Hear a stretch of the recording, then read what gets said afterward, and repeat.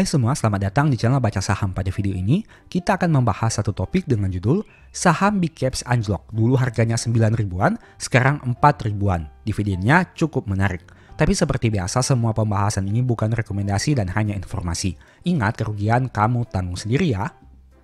Nah, saat ini kita akan membahas saham Astra International. Kenapa? Karena selain saham-saham perbankan, Astra International merupakan salah satu saham non-banks yang mampu menghasilkan laba terbesar di Indonesia. Tidak hanya itu, dari sisi valuasi PBV, Astra ini masih memiliki PBV yang sangat menarik.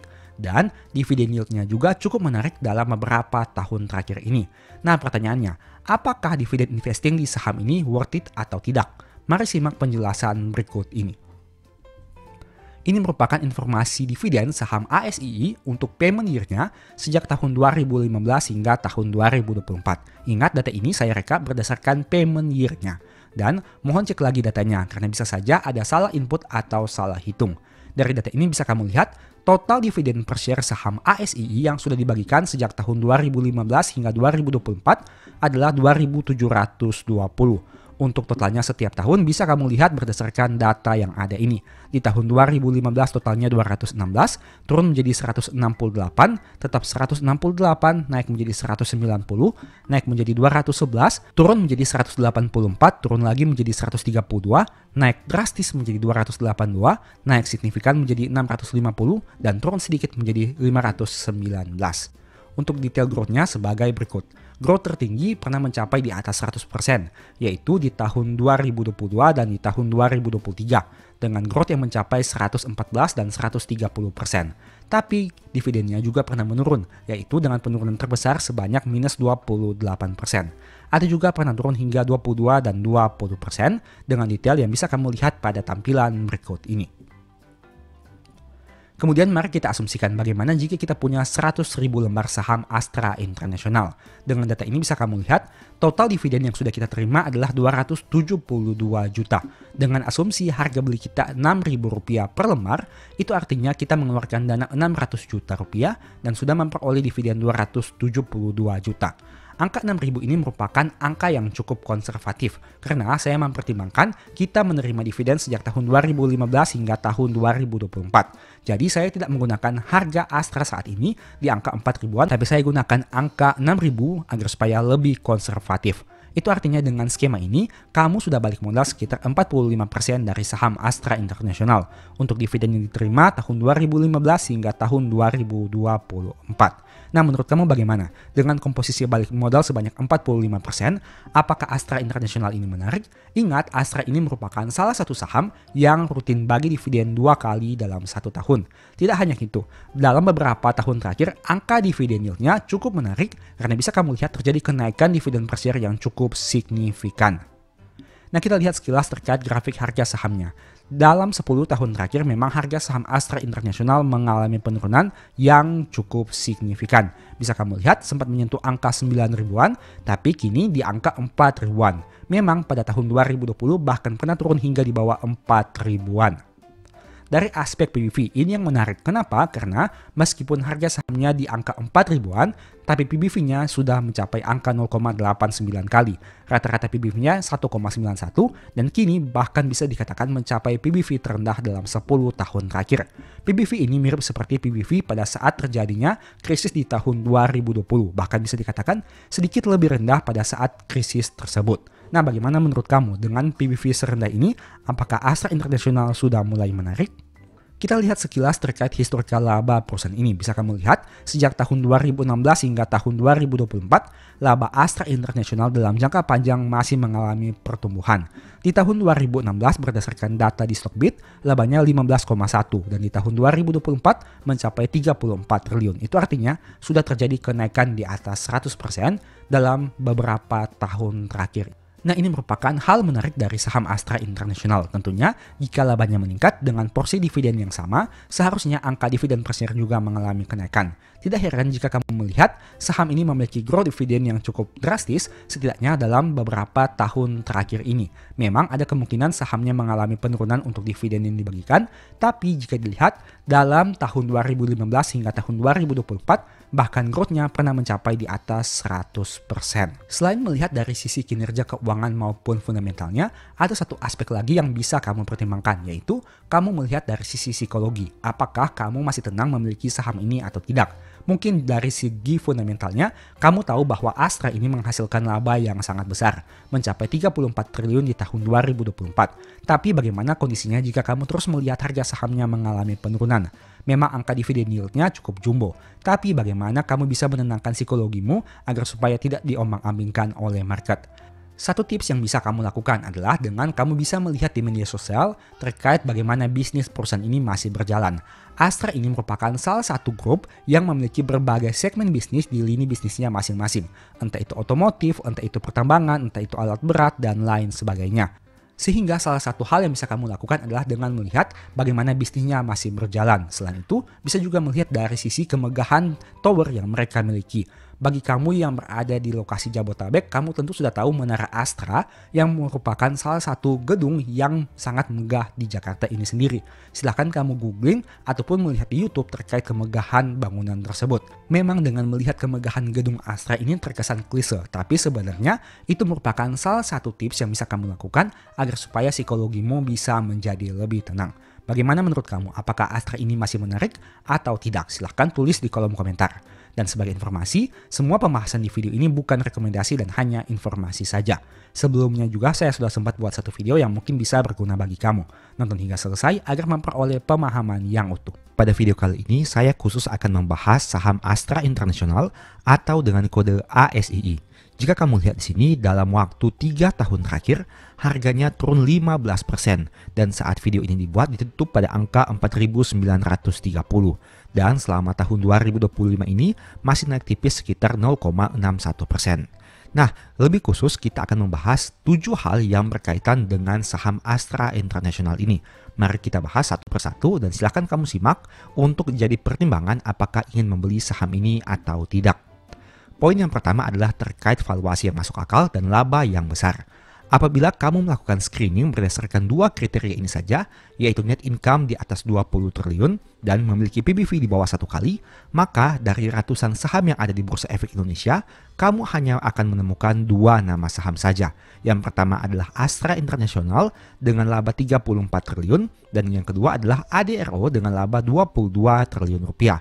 Dan sebagai informasi saat video ini dibuat, ada beberapa perusahaan yang belum menerbitkan laporan keuangan Q4-nya, sehingga mungkin saja ada kemungkinan juga ke depannya akan mengalami perubahan.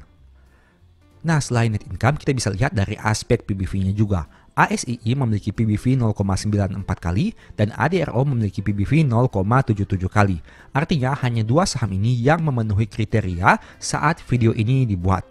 Nah, ini merupakan salah satu pertimbangan yang bisa kamu analisa apabila kamu melihat saham yang menghasilkan laba besar tapi memiliki PBV yang rendah. Dan sebagai informasi juga, dengan mempertimbangkan ADRO melakukan pemisahan lini bisnis pada tahun 2024, artinya hanya ada satu saham yang memenuhi kriteria pada saat video ini dibuat di tahun 2025, yaitu Astra International. Alasan kedua terkait saham Astra International ini adalah dari sisi dividen, di mana mereka konsisten membagi dividen, biasanya 2 kali dalam 1 tahun, dan dalam beberapa tahun terakhir ini, angka dividen yield-nya cenderung besar. Kita lihat sekilas di sini. Ini merupakan historical data pembagian dividen Astra International sejak tahun 2009. Bisa kamu lihat, tahun 2009, 10, 11, 12, 13, 14, 15, 16, 17, 18, 19, 20, 21, 22, 23, dan 24 mereka terus konsisten membagi dividen. Bahkan dalam beberapa tahun terakhir ini, angka dividen per share yang dibagikan cukup besar sehingga berpengaruh pada dividen yield yang lebih tinggi. Alasannya sederhana, karena dividen per share-nya besar dan harga sahamnya mengalami penurunan. Jika kamu lihat pada saat video ini dibuat, berdasarkan data di aplikasi Stockbit, tercatat Astra International ini memiliki potensi dividen yield hingga 10,53%. Tapi ingat, ini mengacu pada dividen per share yang dibagikan di tahun 2024. Untuk tahun 2025, kita harus menunggu hasil keputusan RUPS nanti. Dengar-dengar ada terjadi penurunan untuk angka dividen per share di tahun 2025. Tapi untuk angka pastinya, kita tunggu saja hasil RUPS nanti seperti apa. Tapi setidaknya dengan data ini kamu bisa lihat bahwa Astra International menawarkan konsistensi dividen kepada pemegang saham dengan angka dividen per share yang cukup menarik, entah itu dari sisi nominal ataupun dari sisi persentase dividen yield-nya. Poin ketiga adalah memiliki banyak lini bisnis. Jika kamu melihat sekilas, mungkin Astra International ini hanya identik dengan perusahaan yang bergerak di bidang otomotif alias penjualan mobil dan lain sebagainya. Tapi jika kamu melihat lebih jauh, grup Astra ini sebenarnya salah satu grup yang memiliki banyak sekali lini bisnis. Nah, berdasarkan data profil yang kamu bisa lihat di aplikasi Stockbit ini, dicantumkan seperti ini. Astra telah menyentuh berbagai aspek kehidupan bangsa melalui produk dan layanan yang dihasilkan. Dalam keseharian hidup, masyarakat Indonesia menggunakan sepeda motor dan mobil, jalan tol, printer, hingga layanan pembiayaan, perbankan, dan asuransi milik Astra. Pelaku bisnis bermitra dengan Astra memanfaatkan berbagai kendaraan komersial, alat berat, layanan logistik, sistem teknologi informasi, dan jasa pertambangan dari Astra International. Berbagai produk yang dihasilkan antara lain minyak kelapa sawit, batu bara, dan kendaraan bermotor. Senantiasa diekspor hingga Astra dapat berkontribusi dalam menyumbang devisa. Nah, dari satu statement ini saja kamu bisa melihat berbagai lini bisnis yang dimiliki oleh perusahaan ini. Entah itu penjualan sepeda motor, mobil, layanan pembiayaan, perbankan, alat berat, kendaraan komersil, dan masih banyak lagi. Intinya grup Astra ini memiliki banyak lini bisnis, sehingga apabila ada satu lini bisnis yang mengalami penurunan, lini bisnis yang lain bisa mendongkrak pendapatan maupun laba perusahaan ini secara keseluruhan. Tapi hal ini sebenarnya memiliki poin plus dan minus. Poin plusnya seperti yang saya katakan tadi, tapi poin minusnya apabila terlalu banyak lini bisnisnya, jika ada satu lini bisnis yang berpengaruh signifikan dan mengalami penurunan, tentu juga hal itu akan berpengaruh terhadap grup Astra secara keseluruhan. Tentu saja untuk menganalisa lini bisnisnya, kamu tidak perlu melihat satu persatu, tapi lihat saja beberapa lini bisnis yang mendominasi pendapatan dan mendominasi laporan keuangan ini perusahaan dengan signifikan. Contohnya seperti otomotif, pertambangan, dan lain sebagainya. Poin keempat adalah salah satu saham non-bank yang memiliki laba terbesar di Indonesia. Nah, mengacu pada data yang kita tampilkan tadi, apabila kita melakukan screening saham-saham yang menghasilkan net income di atas 20 triliun di Indonesia, maka kamu hanya akan menemukan beberapa nama saham seperti BRI, Mandiri, BCA, Astra, ADRO, dan BBNI.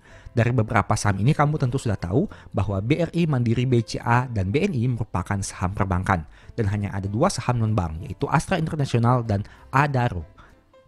Nah, seperti yang saya katakan tadi, hanya Astra International yang memenuhi klasifikasi saat video ini dibuat dengan mencapai laba besar yang sangat tinggi dan merupakan saham non-bank di Indonesia. Poin kelima, harga sahamnya sudah mengalami penurunan yang cukup signifikan dalam beberapa tahun terakhir. Saat video ini dibuat di angka 4.930.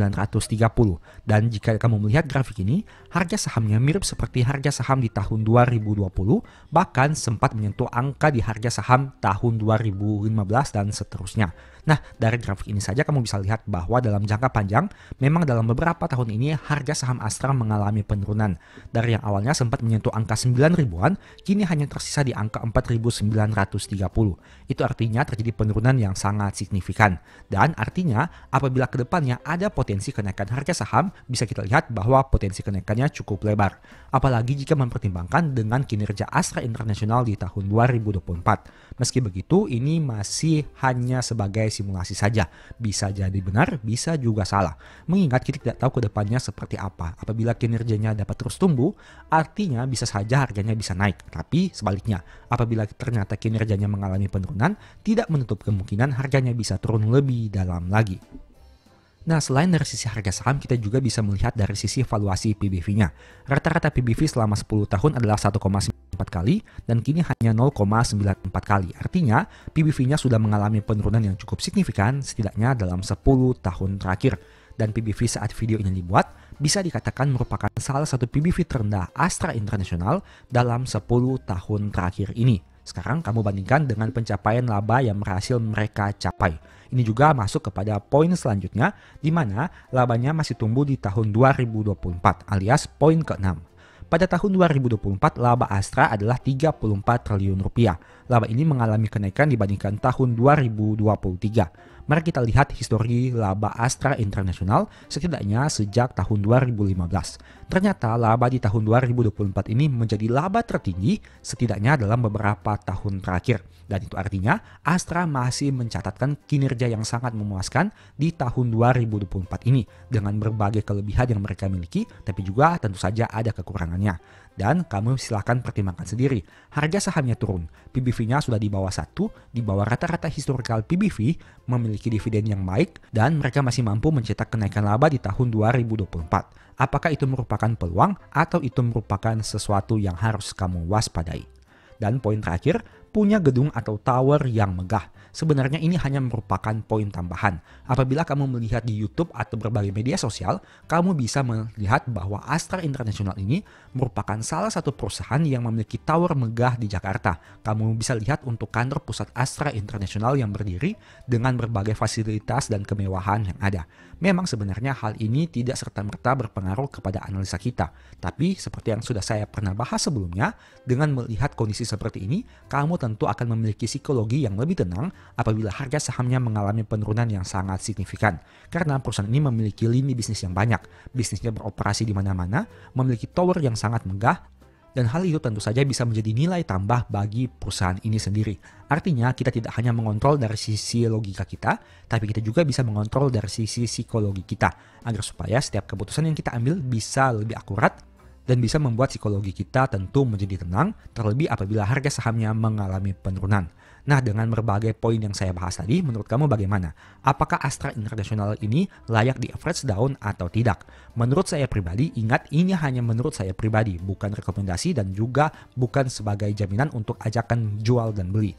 Astra International saat video ini dibuat, berdasarkan kinerja per tahun 2024 sebenarnya masih cukup menarik untuk dilakukan pembelian dan dilakukan analisa lebih lanjut. Tapi ingat, ini hanya pendapat pribadi, bukan rekomendasi dan hanya sebagai informasi. Mungkin saja pendapat saya bisa salah dan mungkin saja kamu bisa rugi jika membeli saham ini. Dan ingat, untung rugi kamu yang tanggung sendiri. Jadi pastikan kamu menganalisa lebih jauh sebelum mengambil keputusan. Silahkan beli jika kamu suka, silahkan jual jika kamu tidak suka, atau silahkan hold jika kamu masih memiliki berbagai pertimbangan. Semuanya tergantung kepada keputusan dan keyakinan kamu masing-masing. Semoga video ini bermanfaat ya. Demikianlah pembahasan singkat pada video ini. Selalu ingat bahwa semua saham yang disebutkan bukan rekomendasi dan hanya bersifat edukasi serta informasi. Mohon juga agar dapat mengecek kembali data yang ditampilkan karena bisa saja terjadi kesalahan pengetikan atau pengambilan data. Di video berikutnya ingin dibahas materi apa lagi? Tulis di kolom komentar ya. Sebagai informasi, berikut ini beberapa list ebook baca saham. Pertama, psikologi saham. Kedua, stock for living. Ketiga, strategi nabung saham. Keempat, the stock market. Dan yang kelima, cara cepat analisa laporan keuangan. Apabila tertarik, chat saja pada nomor WA yang ada. Sekian video ini, semoga bermanfaat. Thank you.